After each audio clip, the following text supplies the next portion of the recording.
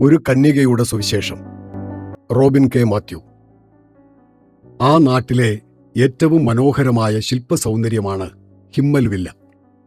എന്നാൽ ഇവിടെ ഒന്നിനു പുറകെ ഒന്നായി അനേകം ദുരൂഹ മരണങ്ങൾ നടക്കുന്നു. മന്ത്രവാദവും വെഞ്ചരിപ്പും എല്ലാം കഴിഞ്ഞിട്ടും വിട്ടുമാറാത്ത ദുരൂഹ സംഭവങ്ങൾ. ഒടുവിൽ പത്രങ്ങളിൽ ഇങ്ങനെ ഒരു വാർത്ത പ്രത്യക്ഷപ്പെടുന്നു: ഹിമ്മൽ വില്ലയിൽ 24 മണിക്കൂർ കഴിയുന്നവർക്ക് 50,000 രൂപ ഇനാം. ഈ വെല്ലുവിളി ഏറ്റെടുത്തത് കുറച്ച് യുക്തിവാദികളും ശാസ്ത്രപ്രചാരകരും മാത്രമാണ്. അവർ ആ മഹാസൗധത്തിലേക്ക് ധൈര്യപൂർവ്വം നടന്നു കയറി.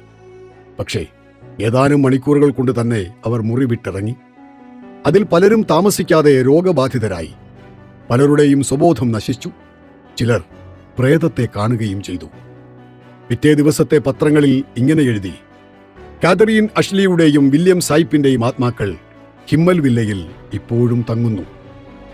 ഹിമ്മൽ വില്ലയിൽ ഒറ്റയ്ക്ക് താമസിക്കേണ്ടി വന്ന അകിര എന്ന പെൺകുട്ടിയുടെ കഥ. ഉയർന്ന സിവിൽ സർവീസ് ഉദ്യോഗസ്ഥന് ജനിച്ച സുന്ദരിയായ ബിരുദാനന്തര ബിരുദധാരിയായ ഈ പെൺകുട്ടിക്ക് അനുഭവിക്കേണ്ടി വന്ന വിചിത്രമായ സംഭവങ്ങളുടെ കഥ.